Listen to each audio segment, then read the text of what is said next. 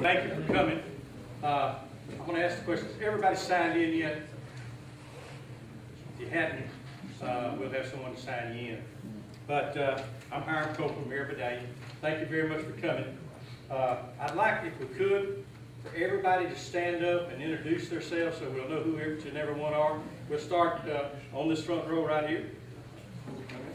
Jason Trishell with the 5th Louisiana Electric District. Mike Peterson, U.S. Army Corps of Engineers, Public Affairs. James McRae, U.S. Army Corps of Engineers, Vidalia Area Office. Larry Chauvin, City Coordinator. Albert Smith, Vidalia Dock. Sarah Calhoun, Vidalia Dock. Carla Jenkins, Vidalia Dock. Gee, I think this is the last time you and I saw each other in 2011 almost. Yes, sir. That's it. Montgomery, Stallman, Riverview RV Park, the lowest park we got. Least Ag Street Department in the city of Vidalia. I'm getting ahead of myself. Mike Carroll, Promise Hospital, and Rosetta Woods Promise Hospital.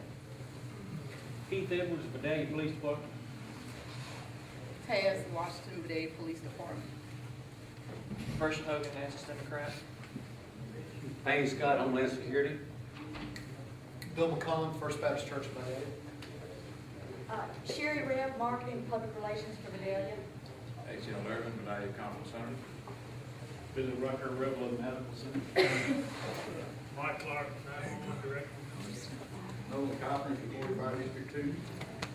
David Hedrick, Sheriff's Office. Guy Murray with Brian Hammond and Associates. West Shirley Police Chief. Doug McAllister, Gulf Coast Opera Dams. Josh Wilson, United Mississippi Bank and the Chamber of Commerce. Jamie Wiley with the Chamber of Commerce. Roscoe Kimbrough with First Natchez Radio, 95 Country. Stephen Dawkins, Delta Bank and Concordia Chamber. Lance Moore, Concordia Corrections. R.C. McGraw, River Park Medical Center. And Dr. John White, River Park Medical Center. Frank Jackson, Comfort Suites. Virgil Jackson, Comfort Suites. Lynn Thiegel, Police Bureau. Jackie View, Boyd Parish Police Bureau. Jimmy Jernigan, Florida Parish Police Bureau. John Vidalia City Vidalia. Brian Stevens, City of Vidalia. And Ricky Knapp, City of Vidalia. Again, thank each and every one for coming. What we're going to start off with is a report from the different agencies. We're going to start with the Corps of Engineers and let you kind of bring us up to date with the latest information that you may have. Well, the latest information I have is published online, Rivers Press getting at 59 on the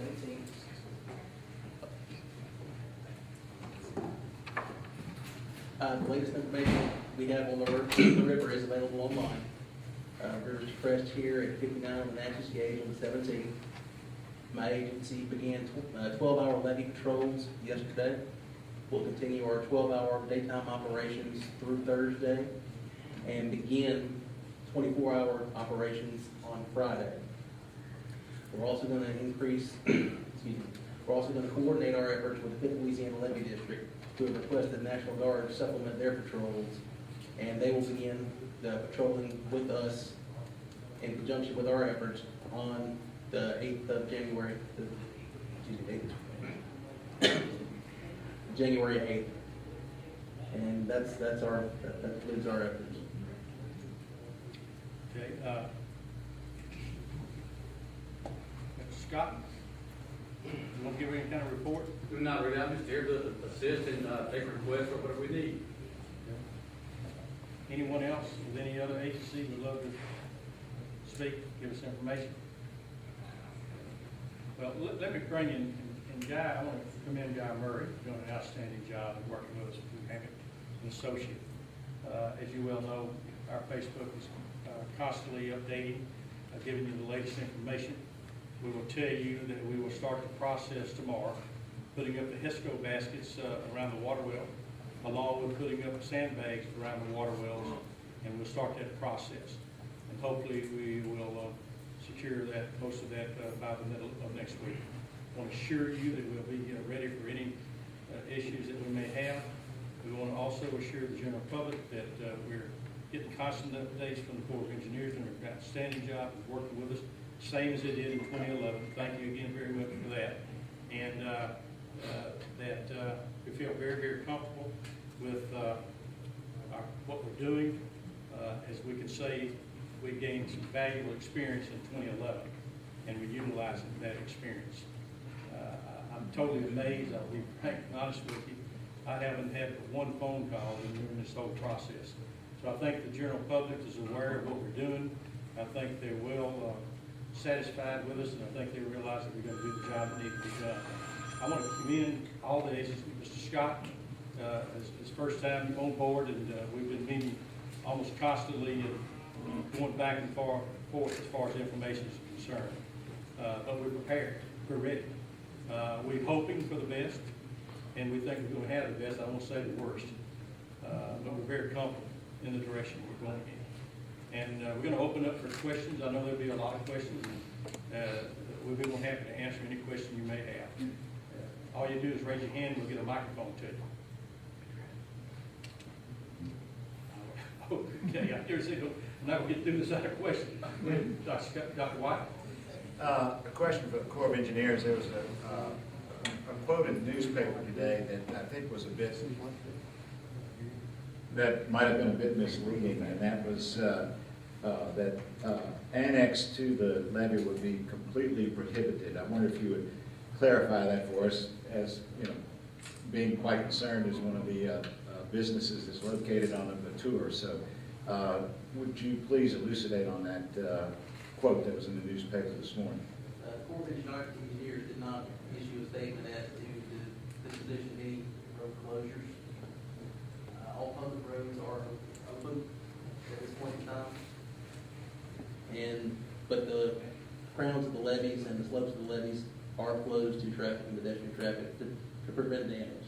But all public roads are open.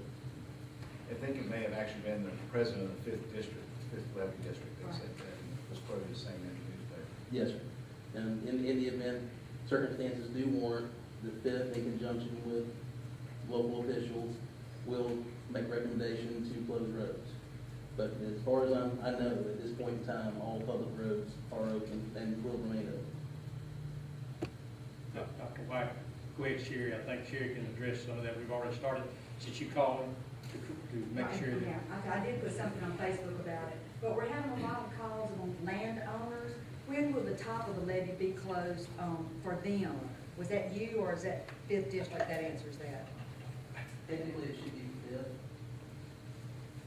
We're telling everybody by Friday, There you by Okay. Friday, to have everything all by Friday. are. Okay, but there will not be any traffic on top of the levee after Friday Right. unless it's in official capacity. Official. Okay. Now, there is some confusion about Highway 15. They were talking about, I think our board president misspoke. And as of right now, 15 is open. That it'll remain open until we say otherwise. And I want to emphasize that the riverfront will be open. We've changed it a little bit from 2011. We gained valuable experience there. And instead of going around each individual building, we're going to go down the river walk with the ESCO baskets, and we'll cut back across where it promises that. So all those businesses will be secure. They will not have water, that have any water issues there. And we've double backing the ESCO with the one behind it to give us even more strength there. And so we want to keep those businesses open so they won't lose hundreds of thousands of dollars like they did in 2011. I know, Mr. Jackson, you related for that, I'm sure, Dr. White and so on. But we're doing that. And again, I want to commend Guy Murray. I wish he'd stand up. He's a little shy, he don't like to stand up. But I want y'all to look at him so you know who he is. Thank you for standing up. Guy? Stand up, guys. Stand up just a second. He's the one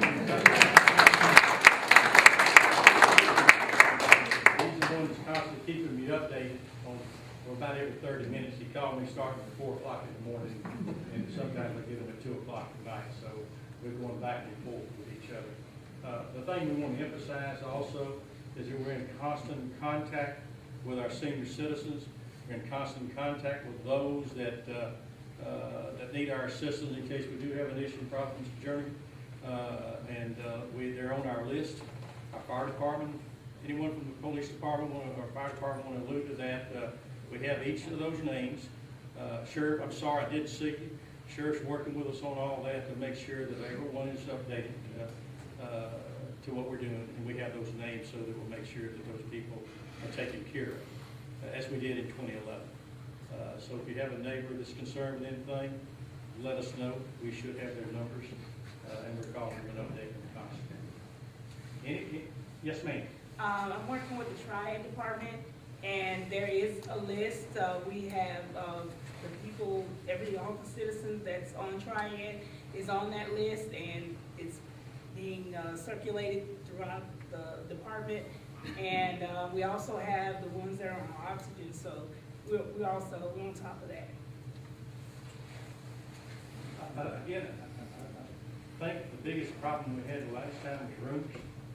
And I want to reiterate, I've only had one phone call, which is tremendous. And y'all, I'm sure some agencies have had some, but that's how much faith they have in us. I want to thank each and every one, as far as the sheriff and Corps of Engineers, and Fifth Levee Board, and National Guards coming in to monitor the levee, to go up and down the levee to make sure there's not any issues there. And they're going to do a great job for us. And Sheriff's Department going to work with us again this time. To work to secure the HESCO baskets and fill those up. I want to say something, Brother McCullough, you back in 2011, we were projecting anywhere from 65. Ms. Jenkins, you remember that? I do. Anywhere, you were constantly keeping in touch with me and telling me what was going to happen when it got to 65, 68, so on like that. And we were all very concerned at that particular time. But I won't forget this, and Brother McCullough, you can attest to this. We had a group of ladies that started what we call a prayer circle, and they started praying to make sure the river didn't go up the height they were projecting, and it was at 61.9 instead of 65, 68 feet. They called me 5 days ago to start the same process, and at the time they were predicting 60 feet, and instead of going up so far, it's coming down to 59. We hope and pray that it may be even dropping lower than that. But right now we're planning on a 59-foot rise. It'll rise, I think, the press is January the 17th at 6 a.m. at 59 feet at the present time. We'll be getting updates on those and letting you know. But again, we're preparing for the best and preparing for and we hope it will. Yes, ma'am. One other question we've been getting is about the National Guard. If I can get Payne Scott with Homeland Security to kind of reiterate what the National Guard is doing here. They're not actually helping us on the riverfront. No, they're patrol. I think Corps mentioned that a while ago. They're patrolling and monitoring the levees for us. For the parish. For the parish. Okay. For our part of the district. And when will they be here? I think they're Today? here. Yeah, I think the daylight shift here already. 24 hours starts on Friday.